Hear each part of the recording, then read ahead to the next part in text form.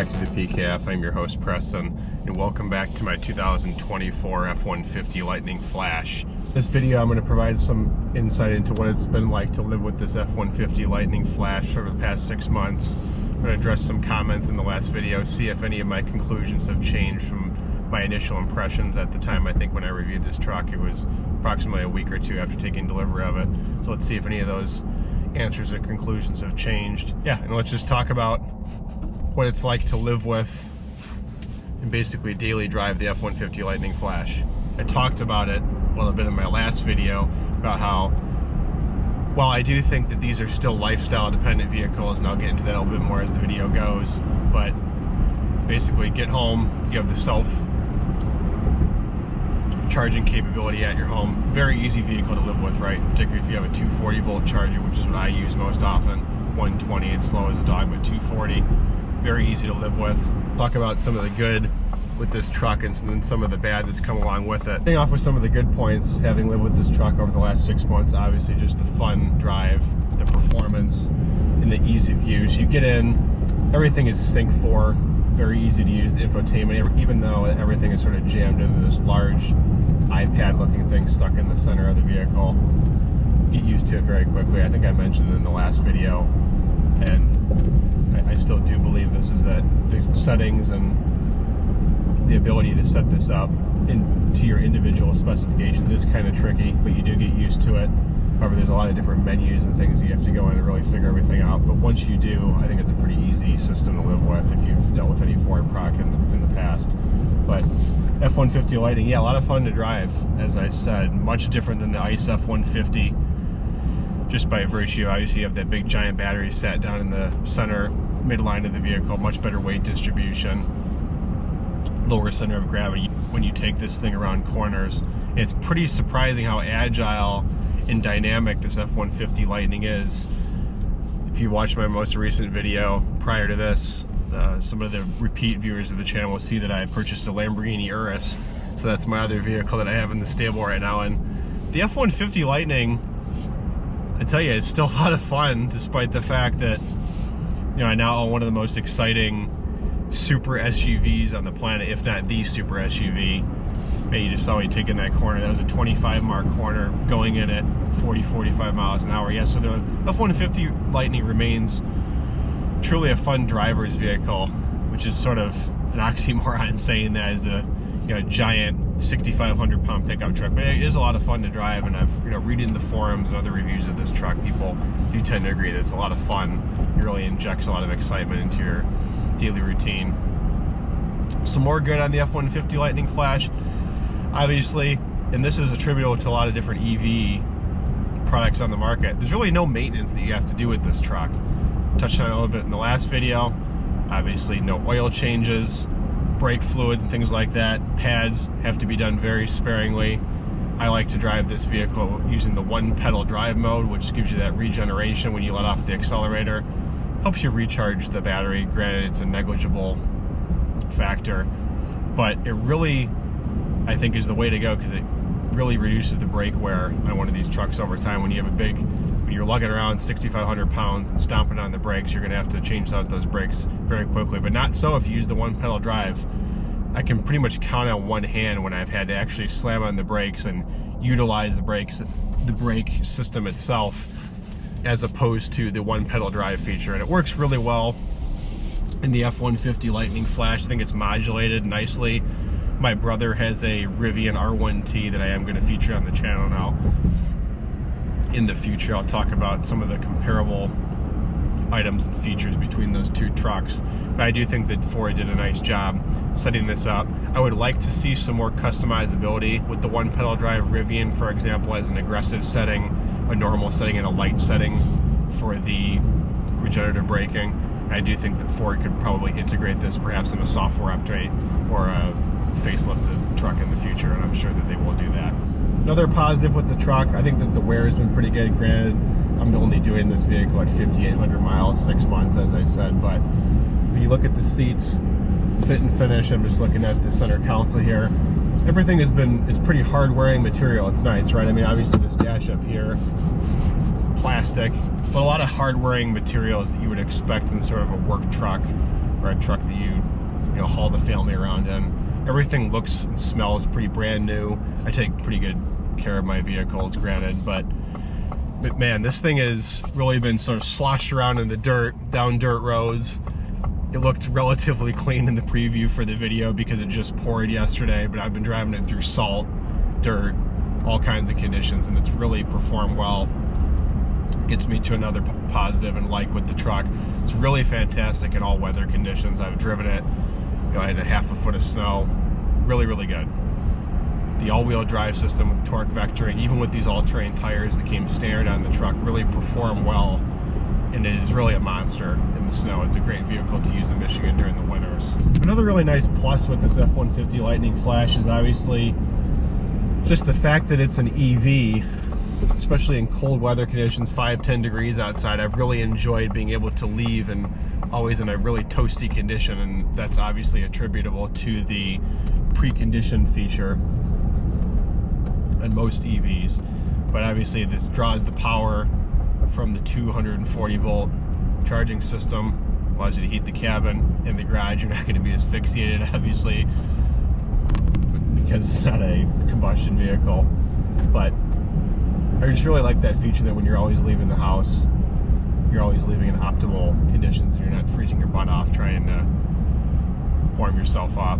However, this F-150 Lightning Flash has not been without its faults over the past 6 months. I'm going to talk about some of the negatives and the drawbacks of this truck. And the first one got a little bit of flack in the last video, but I'm going to address some of my, I think, just sort of broader points on this topic, and people can tell me whether they agree or disagree. But the first is the elephant in the room, and that's the range on the truck. And I got into this a little bit in the last video, and I was talking about the EPA quoted range, and there were a bunch of comments about how that's not how the range is calculated. Calculating it at 75 miles an hour is not going to be a fair test, and it's not going to provide you with the proper consumer expectations for this truck, etc., etc. The point that I was making in the last video about the range is the fact that if you're in a dealership, let's say you know nothing about cars, you walk up to a window sticker and you see 320 miles range on the window sticker. Your common consumer who's just walking in to buy one of these, who might be cross-shopping an ICE F-150 or some other combustion engine vehicle, doesn't know the technicalities and the breakdown for doing range comparison testing on electric vehicles, or really any vehicle in general. And my point is just general consumer expectation. You expect to get that 320 miles or somewhere thereabout when you're spending $80,000 on a pickup truck, whether it's an ICE vehicle or an electric vehicle. And my point is that you're getting nowhere near that range. It's not even close. And sort of the offshoot of that discussion is the cold weather range. And it's absolutely appalling. It's really, really bad. Put a screenshot in from the other day. I just took a snapshot when I was leaving the house. Granted, it was in 5-10 degree weather. And this Flash is quoted at 320 miles. It's an extended battery F-150 Lightning. And it was like high 160s was the range. That's I just talked about some of those, that EPA rating discussion, and how there's certain ways of getting that calculation, and it's different from real world use in a lot of the ways that people will use this truck, and that's exactly my point. What I'm trying to do is I'm just trying to give a straightforward analysis, tell you what you should expect as the consumer using the truck like I am. You're not worried about the exact speed in which you're taking this truck in your commute. You're not worried about turning off the heater and not using your heated seats and so on. The range is not good. It just isn't. I took it out the other day. Granted, it was 10 degree weather. It was a 90% charge, and I think my quoted range was 168 miles, and that's absolutely appalling. So not even close. That is almost a 50% drop in range compared to what's quoted, and I know that the range calculator on these Lightnings has been a little bit finicky based on what I've read on the forum. It's based on some of your past driving style and aggression and all those things. And as if you're using all of the amenities in the vehicle, you have the heater on, you have the heated seats going and blasting, you have the heated steering wheel on, and that's one of my favorite things I just kind of chuckle at. I've read, I've looked on the F-150 Lightning forum on Reddit, or the subreddit rather, and then the forum itself. It's so funny. People are giving sort of tips on how to achieve the best real-world range in cold conditions, and I'm seeing all these people saying, well, just turn your heater off, turn off the heated seats, don't use your defroster, drive around in freezing weather with a parka on in the inside of your vehicle. And what an absurd suggestion. I mean, people can't really agree with that and say that that is an acceptable solution for a vehicle in which you spend $80,000. That you're supposed to sacrifice some of the main creature comforts and luxuries of a vehicle because in order to achieve the range that it should be getting in the first place. I mean, is that a fair conclusion? People can tell me whether they agree or not, but I just think that that's absolutely absurd. But what it really comes down to, I guess, is sort of the state of battery technology. We know that it's going to be ever evolving. It's going to get better. There's talk about solid state batteries coming into play, and obviously that's going to achieve a lot better range than what we're seeing now.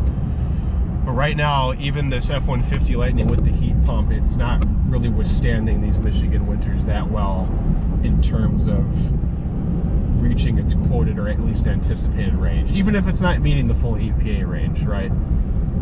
It's still not acceptable compared to what the consumer should expect this vehicle to achieve. So I hope that that sort of clears up at least my take on it. It's just sort of the practical common sense approach when looking at one of these. Another sort of negative with the truck over the past 6 months, I talked about the screen and all the kind of gizmos on here. I really like to have more physical buttons.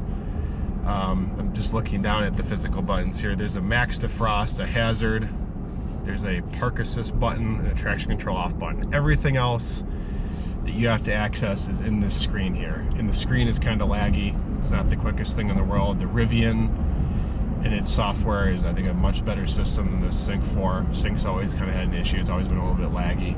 But it's really tough to sort of get in there and try to figure out your setup and everything. Like I said, once you get used to it, it gets a little bit easier. But just the fact that you have to touch a screen to change the temperature, like climate control, and put on heated seats. I was about to say cooled seats. This doesn't have ventilated seats in the Flash.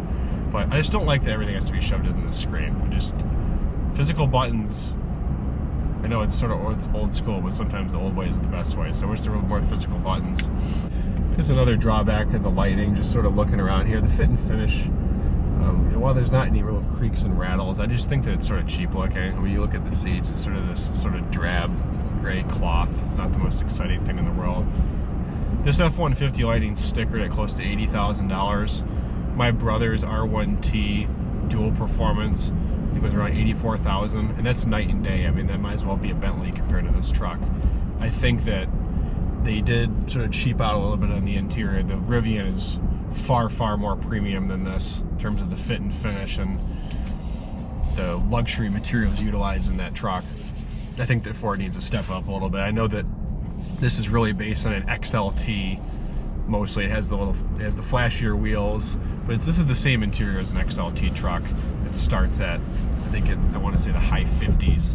Same fit and finish as a $59,000 XLT standard range battery, and I just don't think that that's acceptable for something that's almost 80 grand. So I would like some better material choices in here going forward, but Bang & Olufsen's sound system's nice. That comes with the Flash, so it's sort of a mishmash of XLT and Lariat in here, but leather steering wheel works great, and the heated seats work great. Heated steering wheel works great. It's a pretty nice place to be overall, and I think on a daily basis most people will find it acceptable and like it. I just think that there could have been some better choices on the interior. One more drawback of the F-150 Lightning that I've experienced in my 6 months of ownership is just the charge speed. I've used a combination of the 120 standard household outlet and the 240, the faster charger home setup. If you're like me and you have, say, 80, 90, 100 mile round trip commute to work and back, you're going to find that the 240 standard setup is usable for you. You're going to wake up with pretty much a full charge every night. But I did notice that it's quite a bit slower, for example, as compared to the Rivian. I noticed that I'm getting kind of my setup roughly 16 to 17 miles per hour, which is not really that quick. I think that the Rivian's achieved somewhere in the 20s to the mid-20s, utilizing the same charger setup. So, and I've read that that's pretty common conclusion with this truck, even with the Tesla fast charging adapter. It does not charge nearly as quick as some of its competitors, like the Cybertruck or the R1T. So I think, as I said, as the battery technology gets better, architecture gets better, the charging speed will get better on this F-150 Lightning. When the facelift is launched, then some of those little things will be improved. But overall, it's livable. Just a noticeable thing that it is slower charging speed than some of the competitors. Oh, jeez. It really doesn't get that old stomping on it like that, but I've really enjoyed the F-150 Lightning for the most part over these 6 months. Like I said, just in conclusion, positives, relatively low maintenance, no maintenance. I haven't even gotten the tires rotated on this thing yet. They recommended it 10,000 miles. I'll just put a little screenshot up on the screen of the recommended maintenance at 10,000 miles. You really don't need to do it. They just check fluids and so on, but ease of use, no maintenance, great performance, practicality, storage space everywhere, comfortable ride, easy to live with. You wake up, cabin's warm, nice and toasty, ready to go. Wake up with a full tank every morning. That's great. Some of the drawbacks: charge speed, range, abysmal in the winter, but still usable, but yet a little bit deceitful. That's my personal opinion on it. Some of the fit and finish isn't so great. Competitors have a little bit better material choice, particularly Rivian. And I think for the price point should be a little bit more well appointed. And obviously just some of those things with everything being shoved in the screen here, all your settings, climate control and so on. I would like some more physical buttons. But all in all, I think the truck's been really great. Would I get another one? Yeah, I think I would. And as I said, I personally think that these are lifestyle dependent vehicles, EVs at this point, just with the infrastructure that we have now. If you have home chargeability and capability, works great, multiple vehicles. I think that I'll always have one of these as my maybe second, third, or fourth vehicle, just because of the practicality of it. I love that I never have to go to a gas station. It's quiet, relaxing in traffic. I think it really does reduce stress to an extent where you're not having that humming in the background when you're sitting in traffic or rumble.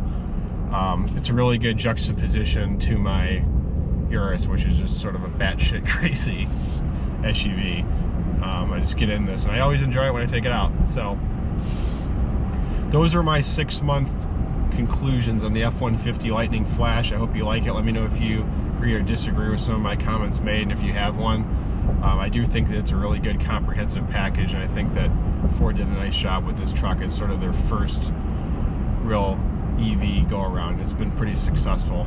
I think there are still some great deals out there on lease, so be sure to check them out and send me any deals that you might see. And thanks a lot for tuning in and watching my 6-month ownership update on the F-150 Lightning Flash. I'm your host, Preston. You're watching the PCAP. Please like and subscribe if you enjoyed this video. We'll see you on the next one. Thanks so much.